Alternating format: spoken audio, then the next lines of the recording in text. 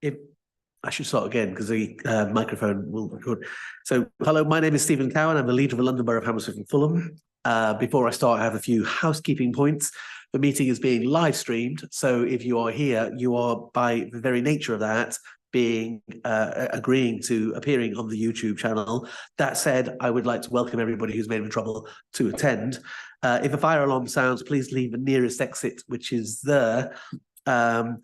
And you will be escorted to the outside area, which is here. Toilets are located in the clockwork reception, which is through there. And that's really all the housekeeping points. I'd like to confirm members of the Cabinet who are present and will be voting. So I'll begin on my left with Councillor May, and then we'll work our way around. Thank you. Hello, my name is Councillor Frances Ume, and I'm the Cabinet Member for Housing and Homelessness. Good evening, Councillor Rowan Ree, Cabinet Member for Finance and Reform. Good evening, Councillor Alex Anderson. I'm the Deputy Leader. Good evening, Councillor Rebecca Harvey, Cabinet Member for Social Inclusion and Community Safety.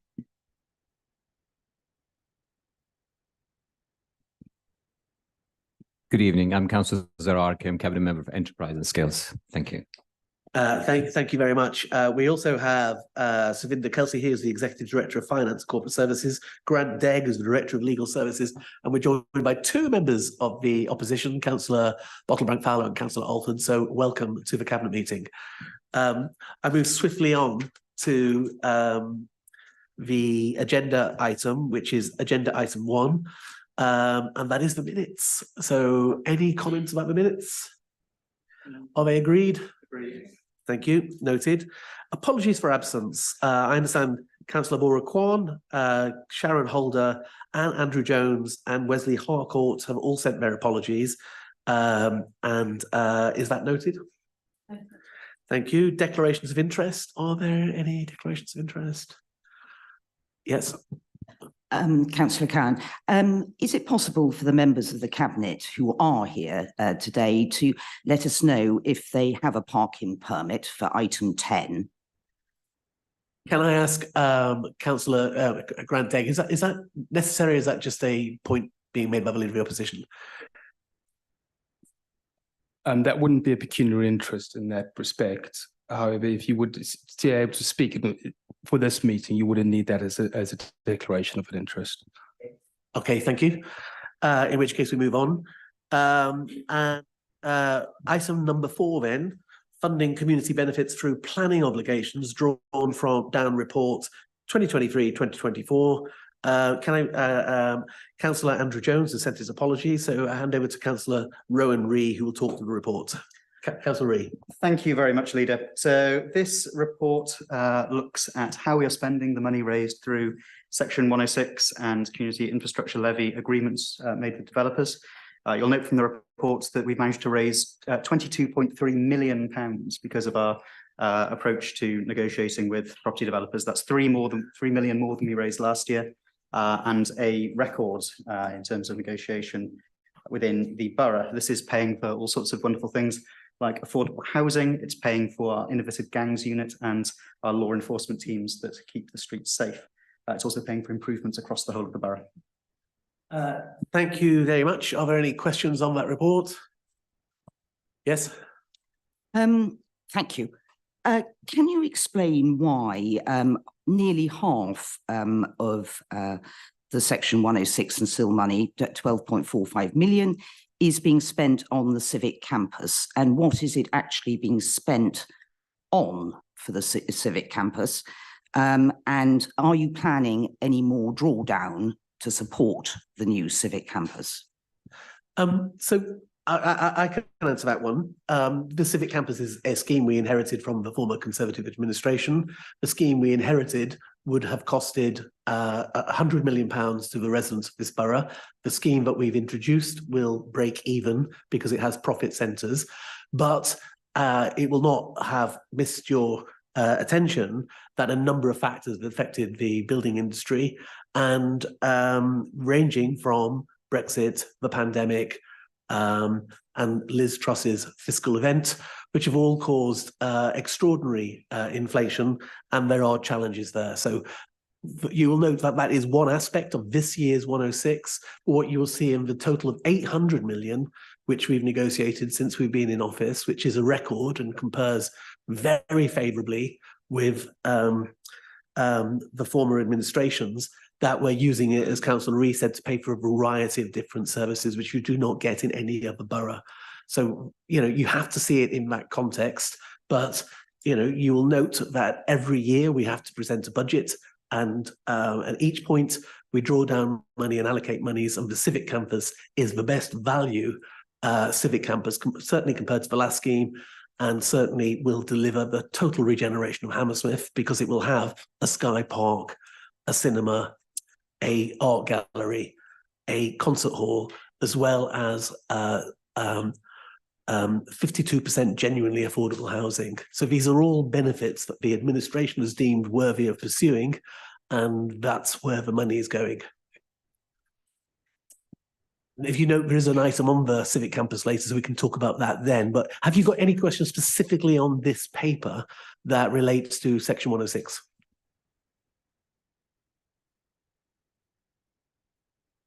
Thank you very much. I would just simply say this, you know, when we came into administration, there was a culture of taking hospitality and being very pro-developer. Now, we're pro-developer, but there's different types of developer. There are developers who want to build, and there are developers who are speculators and want to maximize the land value.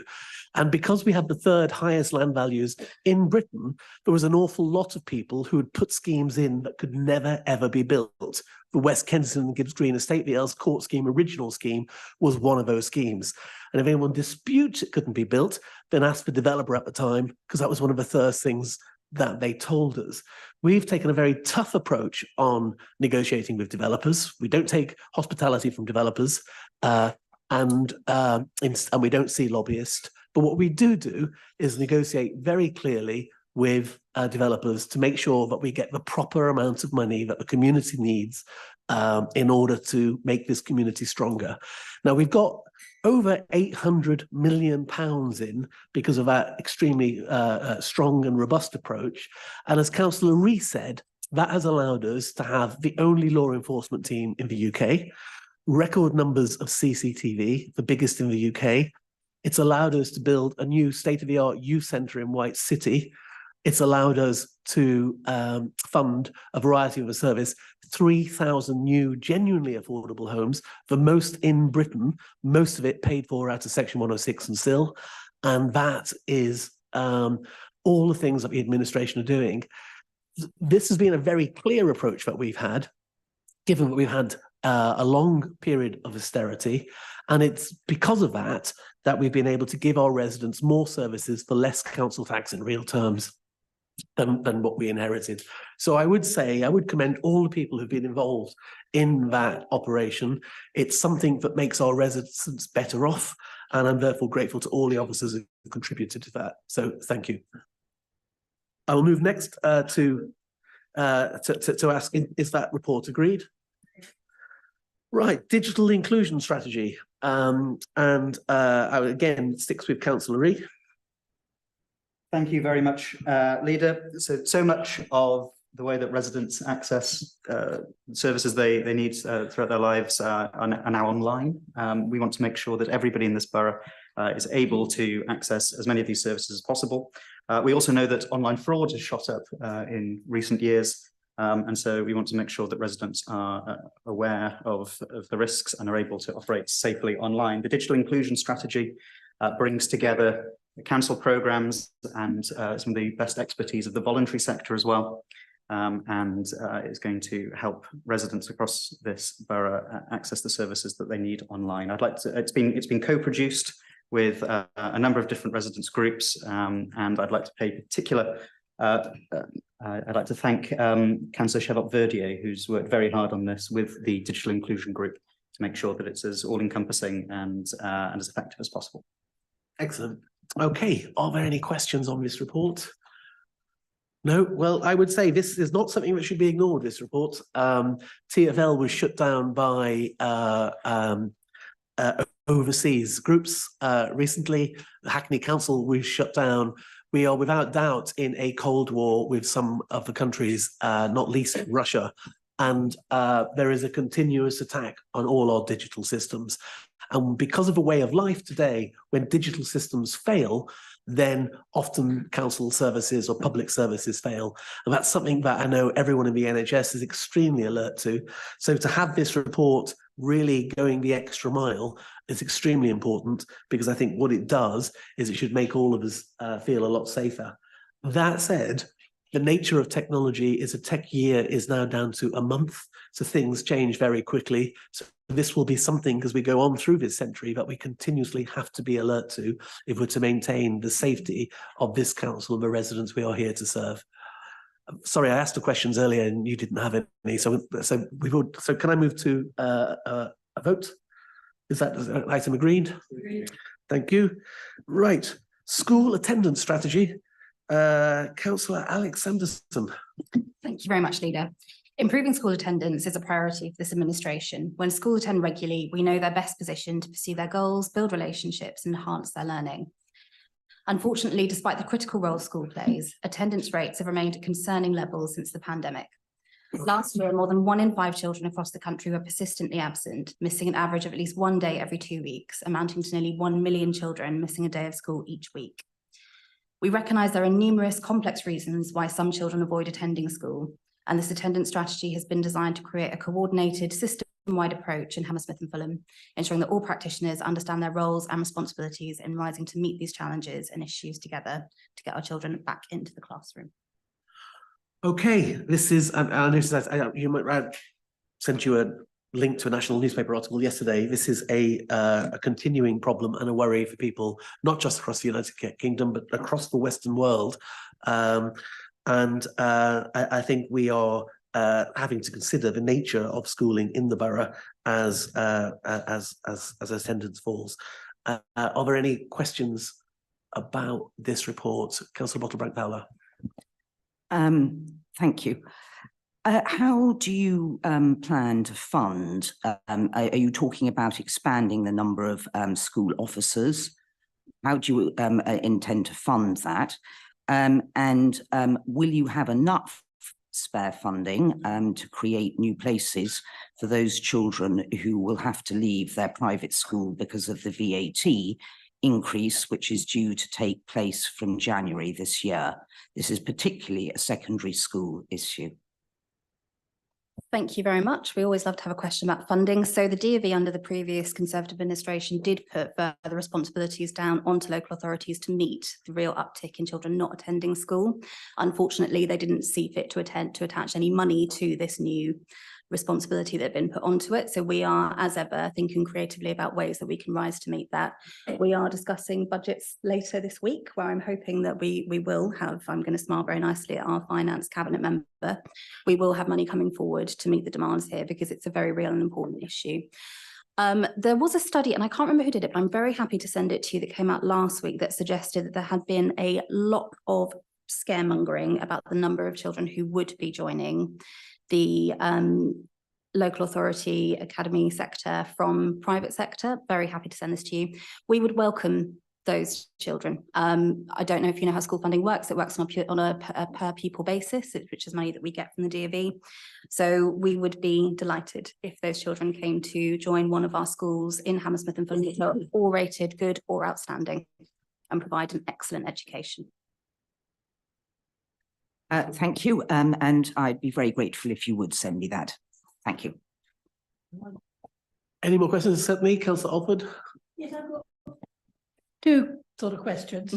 I mean, one, I'm sort of going slightly back to front. How many vacant spaces, or whatever you'd like to call them, have you got in your schools? So if the more pupils come, have you actually got the places for them to come to without becoming overcrowded?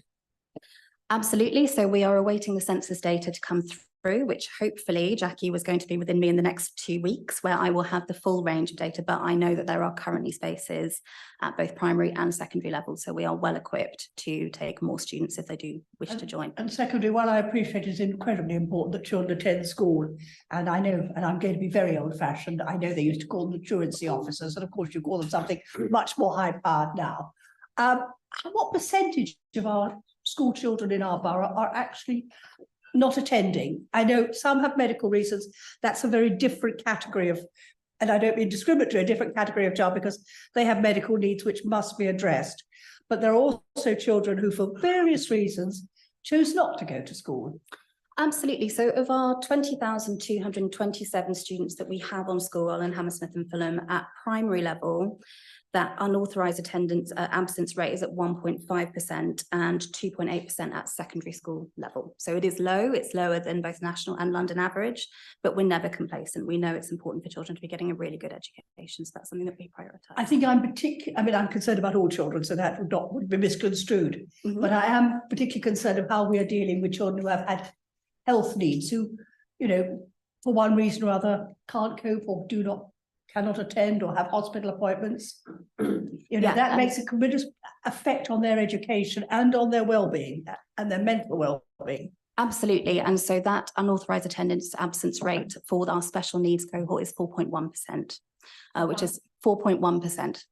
So it is high, but it's what you would expect from a more vulnerable cohort who are more likely to have ill health challenges over the course of the year. But again, we have very, very good provision, and we always try to make sure that we are providing really dignified, holistic, person-centred support to all of those young people and whatever they need. Thank you. Any more questions? Well, I'd certainly, concur with Councillor Alford's concerns. I mean, this is something we're alive to. I would, simply say this is a phenomena that has emerged in a very modern sense after the pandemic. And young people are particularly badly hurt by that and got into habits and behaviours that some of those patterns have followed through. So there's quite a sophisticated piece of work that needs to go on, which is why the national government indeed made it a priority. I would commend Jackie McShannon, the director, for being ahead of the curve on this and beginning to put in place some of the actions, which is the reason why Hammersmith and Fulham has some of the best figures on this. But we are focused on it, which is why there's a cabinet paper tonight, and which is why I hope everyone will agree to it. On that note then, can I ask, is this item agreed? Agreed. Thank you. Then we move swiftly on to the Capital Programme Monitor and Budget Variations Report, and Councillor Ree. Yes, thank you very much, me again. So this is one of our regular monitoring reports for the capital budget as of the first quarter of the financial year. It's an update on progress and an opportunity to note any movements within the budget. We have a 4-year capital programme valued at £639 million. That's going towards things like improvements in our social housing, our extensive CCTV programme, and maintenance of some of our local schools. Great. Any questions on that from anybody? Okay. Without encouraging Councillor Cowan to tell us the history of Hammersmith Bridge again, I'm going to mention Hammersmith Bridge because in the capital scheme expenditure, you've written down that you've spent 14.4 million on the bridge so far, but there is also 34,826,000 on the Hammersmith Town Hall refurbishment. Now, the dichotomy between those two figures, Hammersmith Bridge needs to be opened, and there is no indication that you're spending any more money or have any more schemes that are going to need money to reopen the bridge to vehicles in the next 4 years. So perhaps that could be explained. I would be very happy to do that, and I understand why you wouldn't want me to go through the history, given that you were the cabinet member for Hammersmith Bridge until the council elections happened. So we've heard it. I know. Do it by heart. I can have order, please. But I know why you would be sensitive, Councillor Fowler, because I would too if that happened on my watch. Okay, it has. It closed on your watch. Yeah. So, just very simply, Hammersmith Bridge has 70 years of untreated rot. And the simplest way to explaining it, and I've sadly gained more knowledge about bridges than I ever quite wanted to have, but the simplest way to explain it is if it was a patient who went to their GP with a minor ailment and then found 7 or 8 other ailments, with specialist doctors being sometimes flown in from around the world, that is the best metaphor for Hammersmith Bridge. The level of corrosion, ranging from the inner pedestals to the bolts that were supposedly meant to hold the suspension structure in place, was comprehensive and unchecked. And that's a bit, I mean, we just simply checked it and found all this. It had not been checked at any point previously. I look again at you. And so excuse me, the quote from 2016 by the cabinet member who isn't here and now does air quality was, "There is no issue with the structural integrity of Hammersmith Bridge." Okay. That was 2 years after you took control of the bridge. Firstly, Councillor Bottle-Brent-Fowler, this is not a pub or a football terrace. So you can speak, as you remember from when you were in administration, at the agreement of the chair, and I'm being very generous in allowing you to speak. But if you could wait until you're called, that is the process we have in this democratic institution. You're quite right. When we first began to look at the patient, we found minor things wrong with it. We found the bolts that were holding the suspension structure were totally rusted, and they looked at a type of sheath to put over the bolts. We found other mechanisms. And yes, early on, when we were initially looking at it, just like a GP looking at initial patients, we began to think that there might be just those particular ailments wrong with the bridge. But the more we uncovered it, because we undertook the only comprehensive structural integrity review that's been done in the last 30 years, the more so it didn't happen when you were its custodian. The more we uncovered it, the more we dug through the bridge and more we brought in different specialists, they found different ailments. So whatever was said, anybody who thinks that you somehow handed us a bridge that was fit for purpose, and we've now got 70 years of corrosion in almost every aspect of the bridge, is either ignorant or making political points. Now, this is a cabinet meeting, it's not an election, so I'm telling you that's what every single specialist engineer we've flown in tells us. The bridge is extremely damaged. And you will see that the price went up for the bridge, not just because of Brexit, the pandemic, and Liz Truss's budget, but also because of the more we looked into it, the more problems that were found. And for a good example of that is we had to fly ultrasound equipment in from the Golden Gate Bridge to examine the bits we couldn't see. And when we saw them, that's when we found the micro cracks in the pedestal that holds the suspension structure in place. So there is no doubt from anybody who's studied this, and I would encourage you to do so if you're going to make points about it, there's no doubt from anyone to study it that the bridge is in a chronic state. And that's why it's £250 million to fix. Now, what's happened? I've been a councillor here for 25 years, and I've been chairs of panels at London councils, and I've worked with people across all political persuasions outside of elections. And normally when you have a common problem outside of an election, what you find is people do not play party politics with an issue. So if there's a challenge from, a colleague, I remember a Conservative colleague some years ago had a particular difficulty in Barnet. It was a no-brainer to try and help him and help the people of Barnet at London councils. That's how it operated. I would say that's not how it happened under Hammersmith Bridge.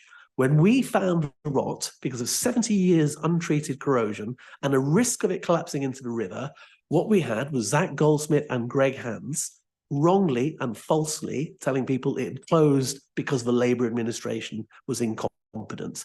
Now, that might have worked in the short term to wind people up and make them angry, and it certainly did. I remember dealing with all the public meetings at the time, but it was a lie and it was not true, and it was said purely to play the worst type of populist politics. Now, thankfully, the public saw through it, which is why Zach Goldsmith lost his seat and Greg Hands lost his seat. Because you cannot fool the people all of the time, which seemed to be the modus operandi of that.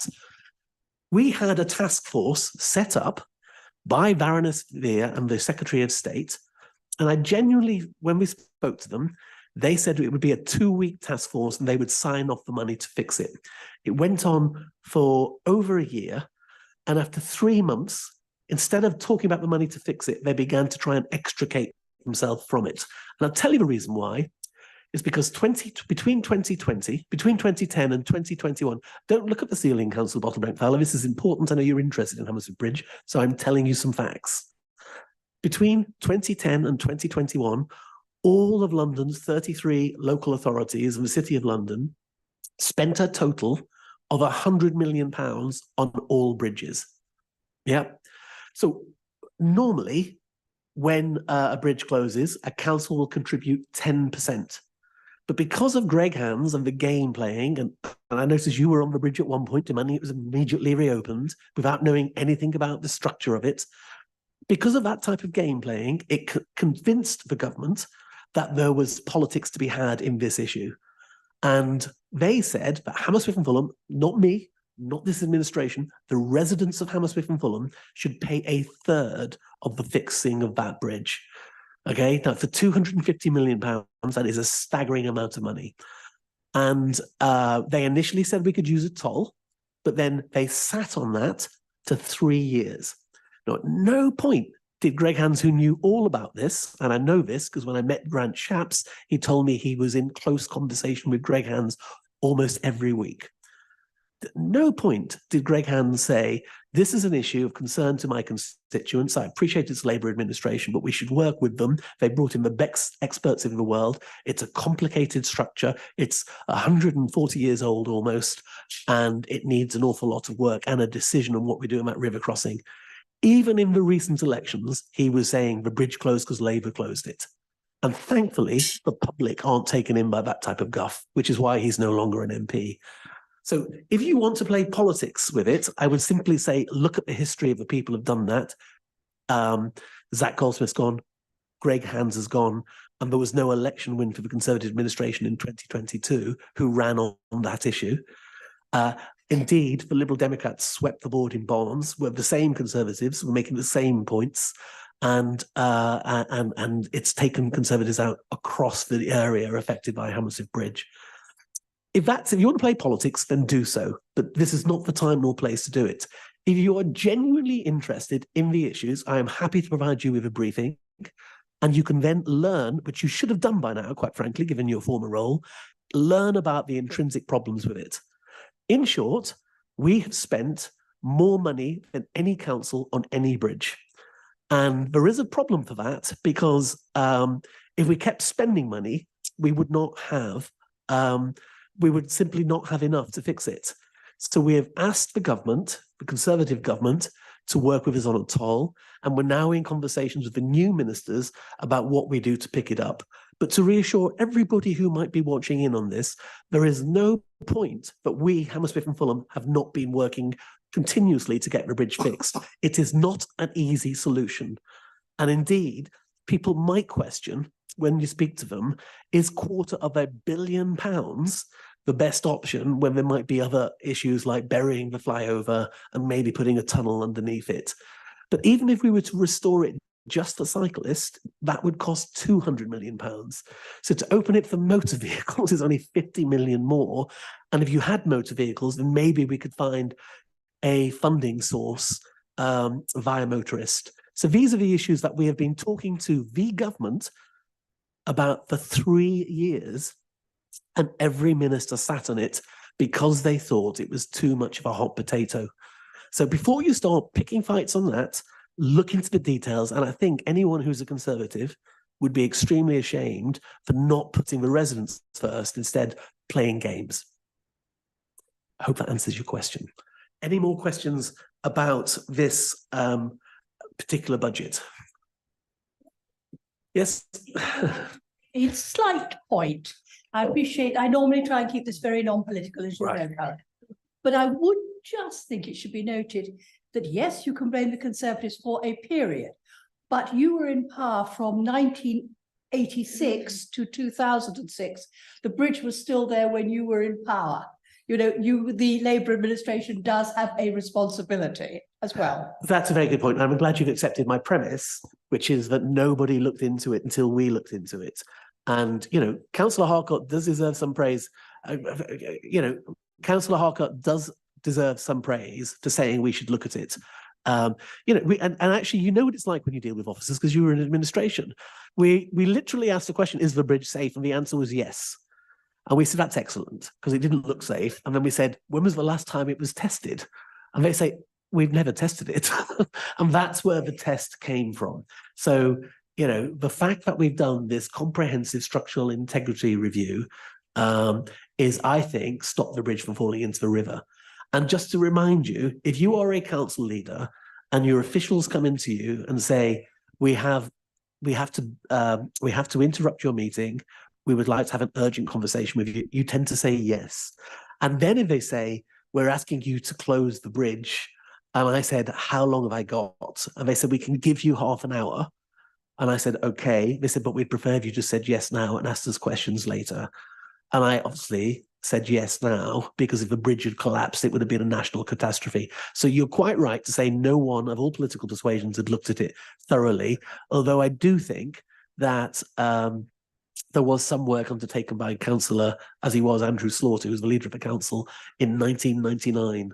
As I said, I can bore for England on this bridge. Just thinking, yes. of parity, we should make it. Yes, quite and you clear that- made a good point. So, you know, but yes, it closed because we looked at it and found it to be dangerous. But there was. Yeah, no, I've accepted that. Thank you. If there's nothing other about the anything other than the bridge, then I will ask, is this item agreed? Thank you.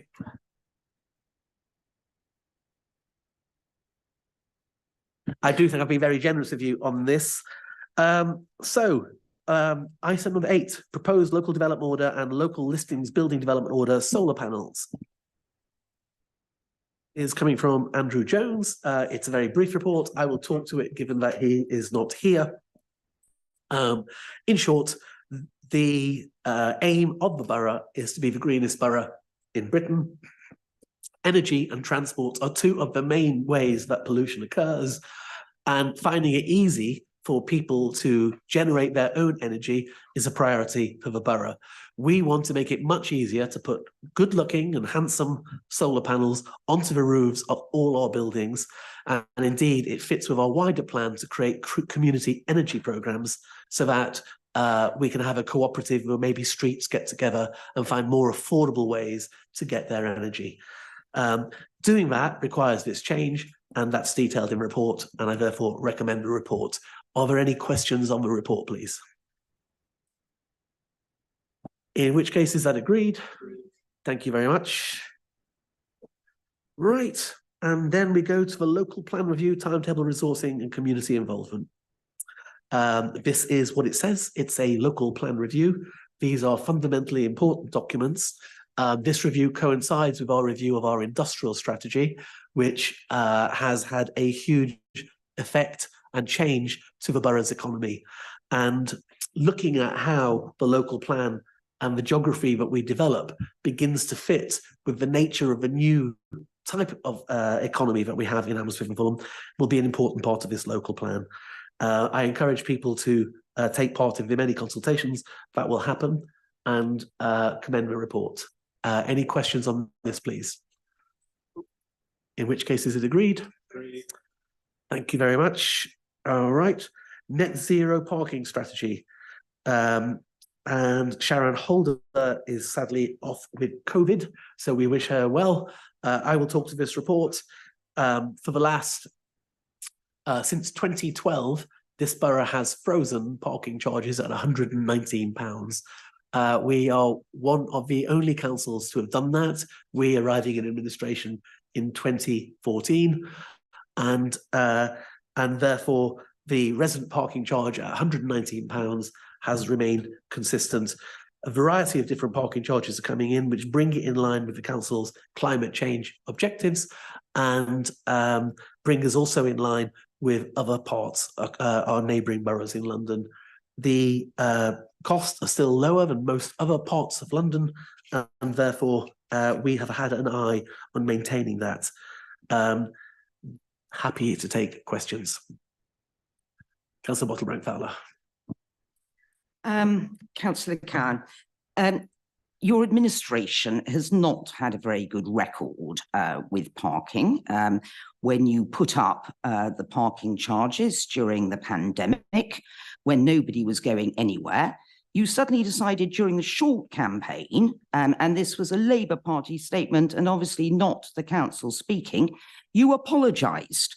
You had to apologise and you reduced the cost of the parking.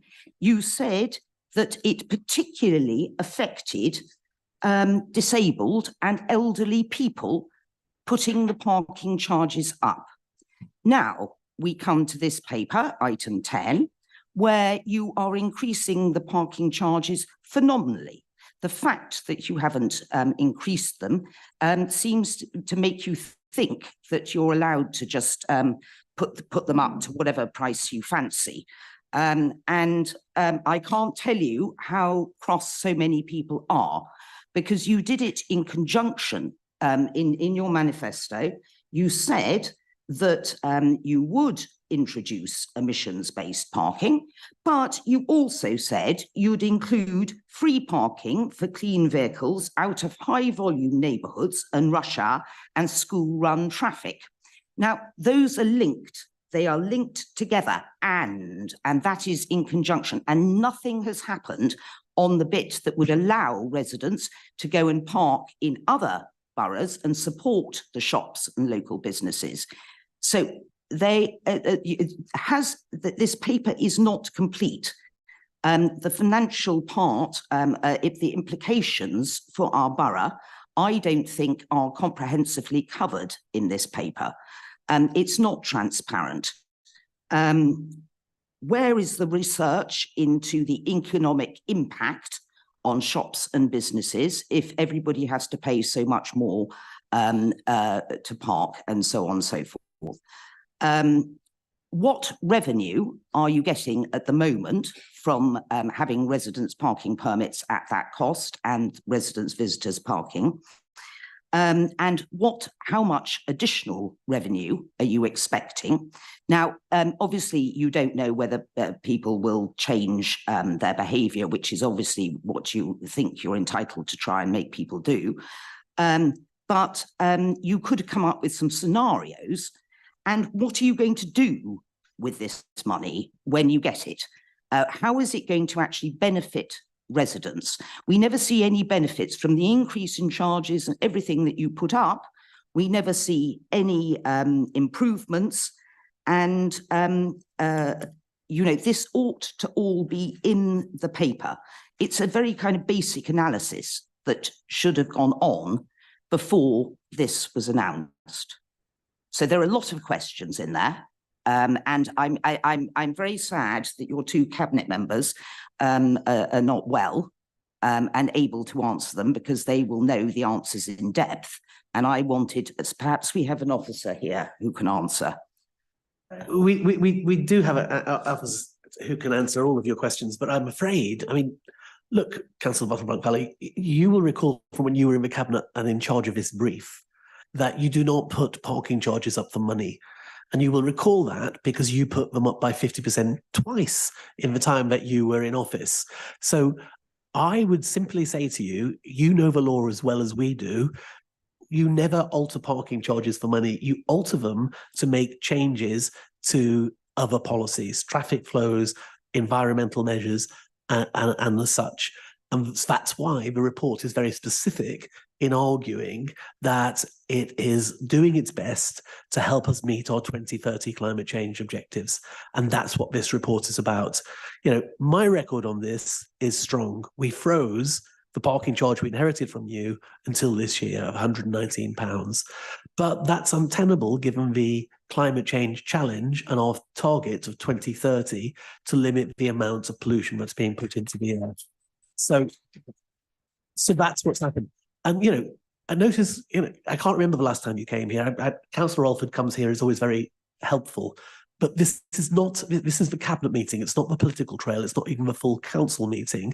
So to come here, having been in charge of this brief and with the record that you have, and be quite so indignant to seek to play politics, I think, if you don't mind me giving you advice, is the wrong approach. Now, I'm happy to answer your questions about climate change details, and we can indeed bring the officers forward to answer all of those in full. But you know as well as I that money cannot be raised. Parking is not a mechanism for raising money. It is council tax that we are allowed to put money up to raise money. And our record on that is to have the third lowest council tax and the best record at keeping council tax low in London. So, you know, that's where we raise the money. Secondly, we are able to raise money by dealing with developers in Section 106, and we've already covered that report. But it's not about money, it's about climate change. And if you are serious about wanting to back climate change, because I've heard you give speeches saying you are, then you have to begin to consider some policies like this. Do you have another question? Yes, I do. I mean, it's quite extraordinary, the amount that you are putting up for parking permits. The fact that you wouldn't let us know how many people in the cabinet actually have a vested interest in this, I think is quite weird. But you're charging for all electric cars. You're making them now pay £115 from zero. Now that you cannot excuse on an air quality issue. The whole thing is a facade, and it's making people very, very angry. And I just wonder how long it'll be before you have to apologise again for raising parking charges. Well, look, we pioneered free electric car charging bays before the last the previous Labour administration that Councillor Alford talked to. And you maintained that all the way through your tenure, although you did put the rest of the parking up quite considerably. We took a measure when we came into office, which was ahead of everybody else in Britain, which is we set out to get electric car charging bays.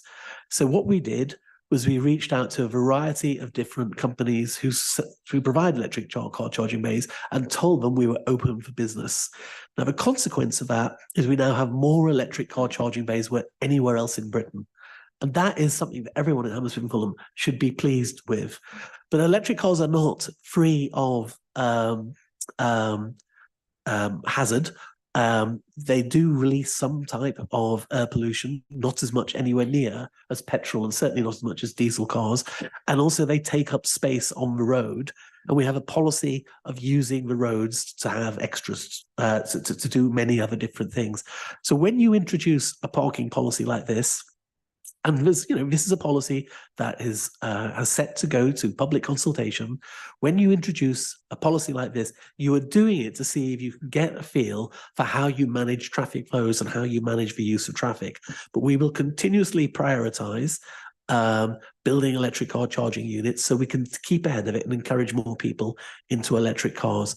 But at the same time, it is unfair now, given that every other council has introduced charges, that we should be allowing one group of people to have, for free, and others who might just be outside of that band with a little bit more pollution paying a charge. So after long amounts of thought and studying it on a national level, we've introduced a minimum charge for that. And that, I think, is in concordance with what other people are doing around the UK, but also around Europe. And that's the measure we've taken.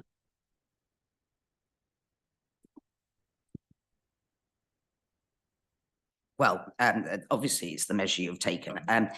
Look, perhaps the officers can answer the other questions. It's just to stress again, and I remind you, you were the cabinet member for this, and you do have a record of putting charges yourself. So no, I don't. I'm reminding you that, as you know. No, well, I'm telling you. I'm reminding you that you did. So what I'm saying is you cannot put parking charges up to raise money. You must know that. So I don't understand. I've already answered that question. You obviously are going to raise money.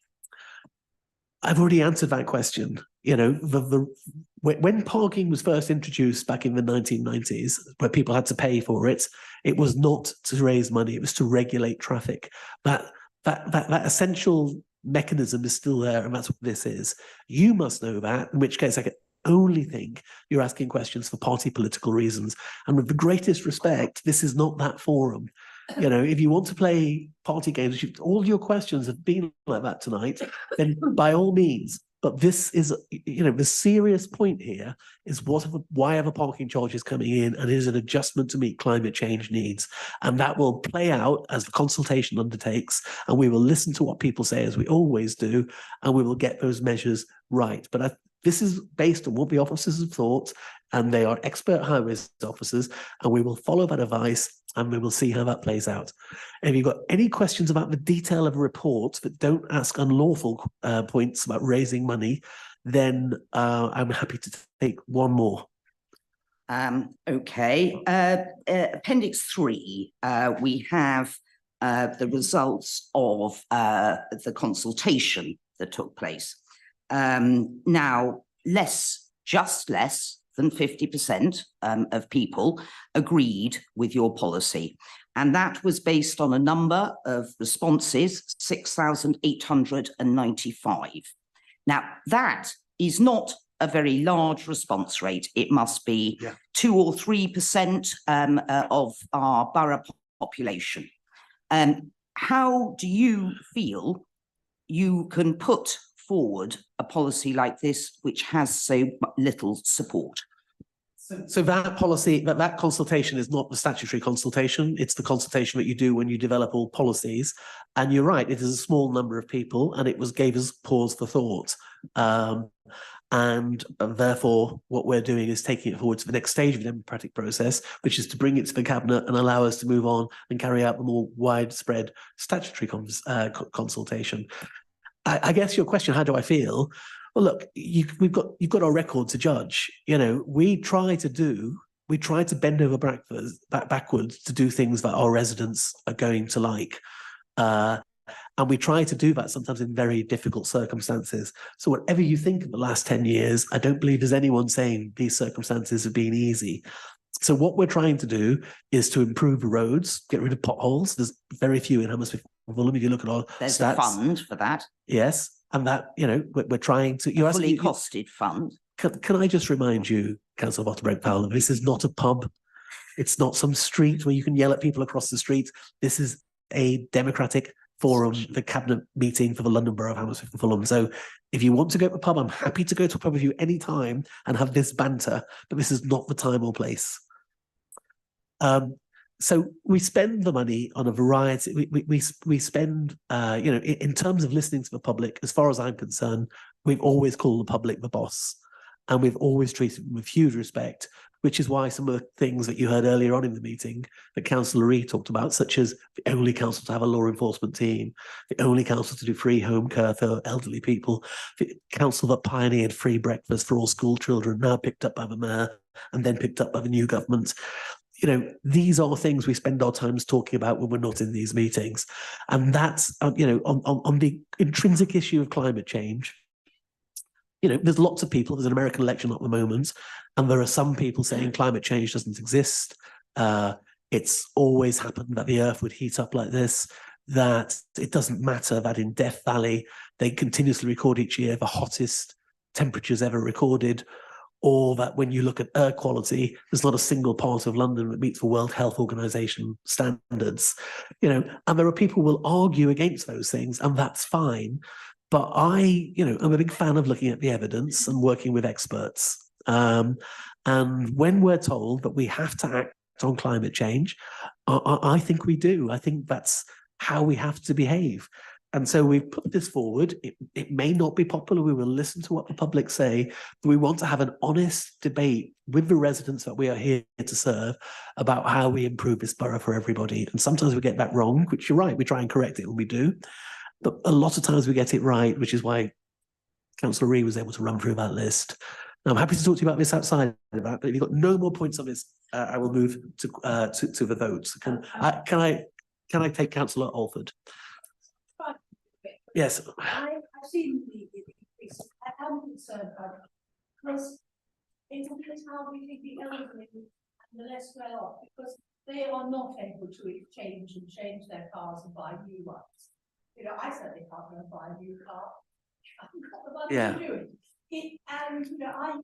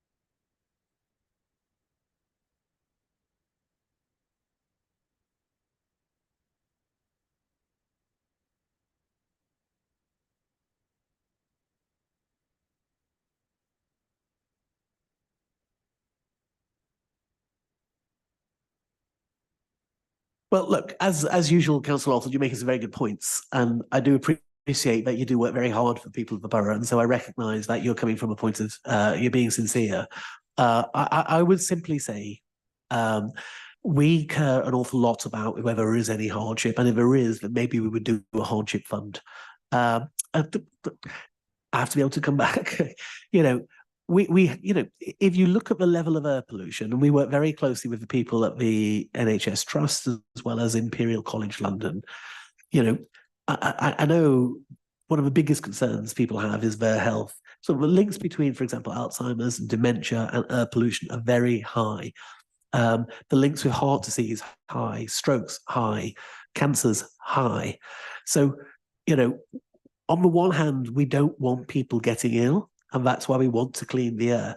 On the other hand, we recognise that people need human contact, which is why we put so much money into our adult social care budget, but also into community programmes like we've lifted the charge, for example, for street parties and communities, other types of community events, and we're doing all sorts of things to encourage that.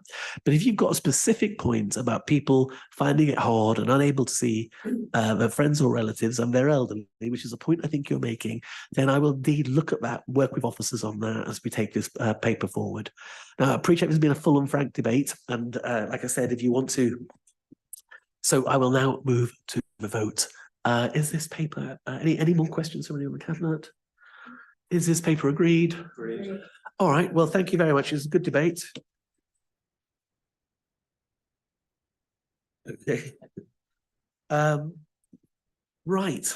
And now we're moving on to the fire door installation programme. As you know, this is a critically important health and safety issue, and I will pass over to Francois Ume to talk to it. Thank you very much, Leader. So this report looks at how we will ensure the continued safety of our tenants and leaseholders by installing and upgrading fire doors to ensure that they meet new building safety legislation. So the programme specifically describes how we will phase the work into 3 different phases, with phase 1 looking at the installation of around 2,800 doors on high-risk buildings, and the ambition is to do obviously the rest of the stock over the coming years. There's not going to be a charge to leaseholders. I mean, this is part of our continued commitment, as I mentioned earlier, to make sure that all of our residents are kept safe, and we will ensure there is communication throughout the process. Right. Questions? No questions. It's vital and essential that we keep our residents safe. So I won't be arguing on fire doors. Thank you for that. Okay, is that agreed? Agreed. All right. Next, Civic Campus strategic options. Right, Councillor Ree. Thank you very much. Yes, this is an update on the Civic Campus project that we discussed earlier. This is a hugely important project that's going to revitalise that area of King Street, provides 204 new homes and provide vital office space for startup businesses, as well as a number of other amenities that Councillor Cowan mentioned earlier. As Councillor Karen said, this is a scheme that will pay for itself because of the revenue generating aspects. Alfred? Yes, you know that there's been a problem. I'm not quite, I mean, I know a little problem. I'm not an expert on it. So I get my facts on.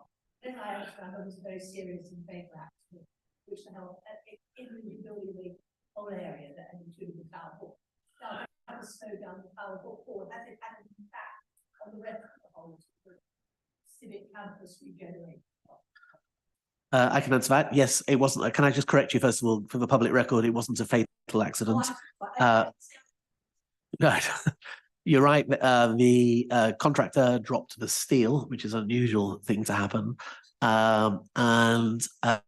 It's currently their site.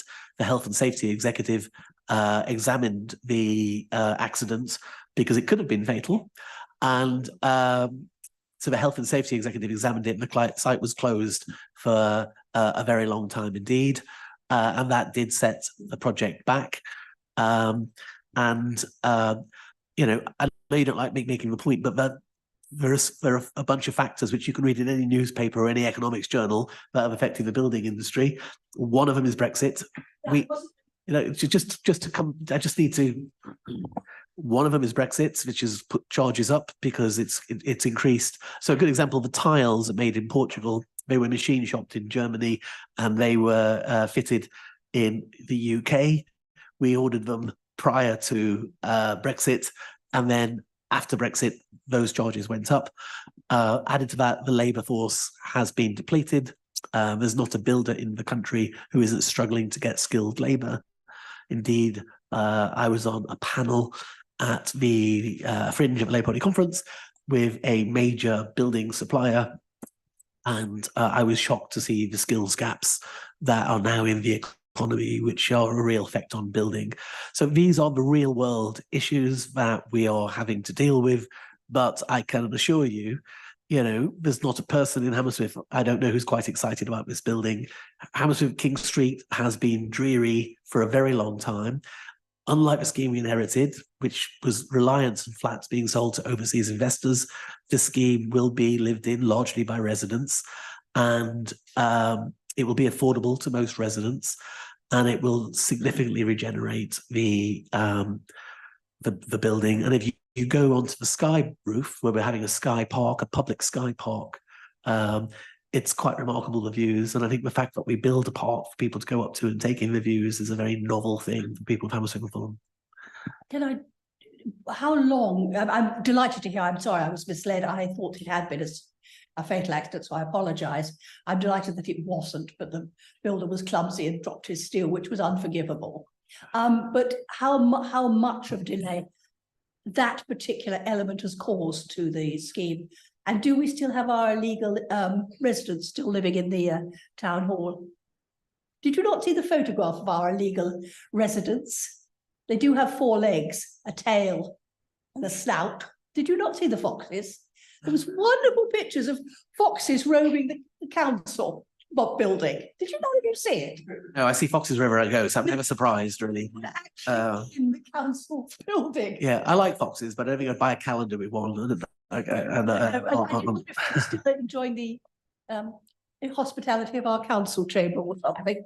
They've never been in the council chamber, but they will have gone into what used to be the council car park. No, they were seen looking out the windows. Of the council chamber? Oh no, of one of our buildings, either the chief executive's office. So there's a wonderful photograph. It was. I haven't seen it. I must admit, I must try and get hold of that. But no, I have not seen foxes looking out the council windows, and it's not the first time some foxes have been in that town hall, I would suspect. And I'm not making any political points. Yeah, look, it's a building site. It's coming along. It's a building site. We lost about a year because we're dropping on steel. And you know, that's been a problem, but there is a contract, and the contract is very clear, and that's what we're pursuing. But we are, you know, we should not lose the eye. If you look at any development anywhere, these types of things happen sometimes, and we should not lose the take our eye off the final goal, which is you will have a completely unusual type of town hall. It won't be for politicians and officials.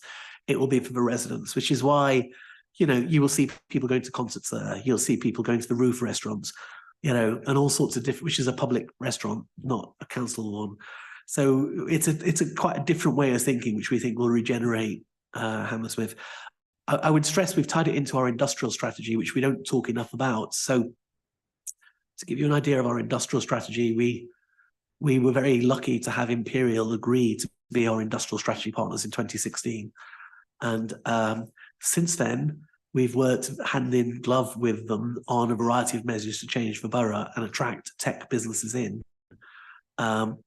particularly startup entrepreneurs. And what that's done is it's given us £6 billion worth of high value investment.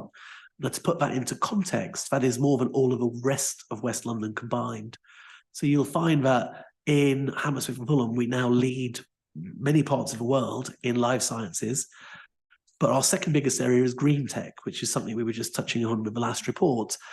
And we have more green tech high value investment than Manchester, Birmingham and Bristol combined.